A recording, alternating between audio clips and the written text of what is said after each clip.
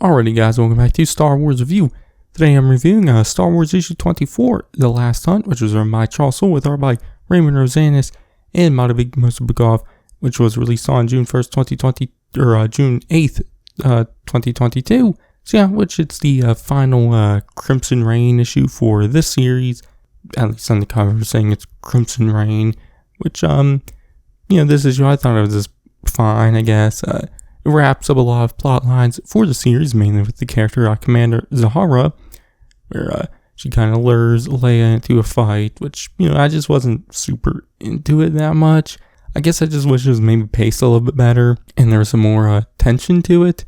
I like the conversation Leia and Zahara have, near the end, about how and why they both kill, and how Leia does it for justice, where Zahara, I guess, does for fear, I guess, and, evilness, I guess. I like that, but everything leading up, to that moment, I just wasn't super into it.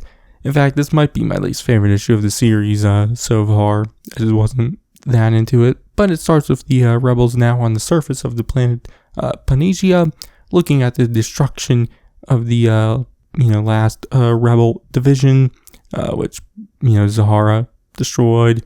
But Zahara calls up Leia, telling her to come after her, which she, puts this blue flare into the air so they can figure out where she is. So they head there, and, there's an entrance to this cave, and Leia is trying to make a plan for what to do. But Zahara calls them up, saying that they have an hour, or she'll release a bunch of info she got from interrogating Qi'ra Bay, to the Empire. So they just have to go inside this cave, which they figure out is full of unrefined Tabana gas. So Leia tells everyone that they can't use blasters and instead need to use blades, which they'll pull them out, which is when Zahara attacks with the blaster, which causes an explosion, killing several unnamed rebel troopers. But Leia, Chewie, and Kes Dameron survive and head deeper into the cave, where they get confronted by Zahara, who pushes Leia off this cliff down into this area of water. But she takes on Kes and Chewie, knocking them down, and she's going to kill Kes, which she's not paying attention, and Chewie gets up and pushes her off the cliff down to that water also. But we see Leia get out of the water, and she's getting messed with these little flying creatures. But Zahara comes over and kills them and confronts Leia, telling her that she's going to get her revenge for Tarkin and the Death Star. But this much bigger flying creature comes over and spits some green gooey stuff on Zahara, sticking her to the wall, which Zahara yells at Leia to free her because it's an unfair fight.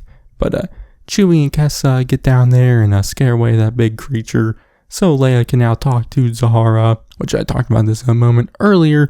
But Leia talks about how there's blood on her hands for the Death Star. But, Tarkin also has blood on his hands for the destruction of Alderaan. But, she says that, she didn't destroy the Death Star for revenge, but to defeat evil and tyranny. I can't pronounce that word. But also that she only kills for justice. But she then takes that info from Zahara and then leaves her there, which we don't see what happens, but it seems like that big creature eats Zahara or something, I'm not sure. But the issue ends with Leia, Chewie, and Kes looking at the now reunited Rebel fleet. So like I said, I just wasn't into this issue. I am interested now to see where the series goes next, now that everything with Zahara is seemingly wrapped up.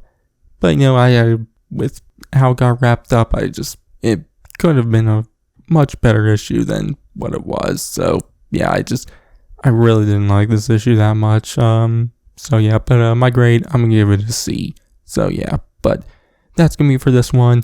My next comic review should be Bounty Hunters issue 24, so you can check that out then. But in the meantime, you check out my other comic reviews and everything else to do. But as far as I'll catch you guys in the next one.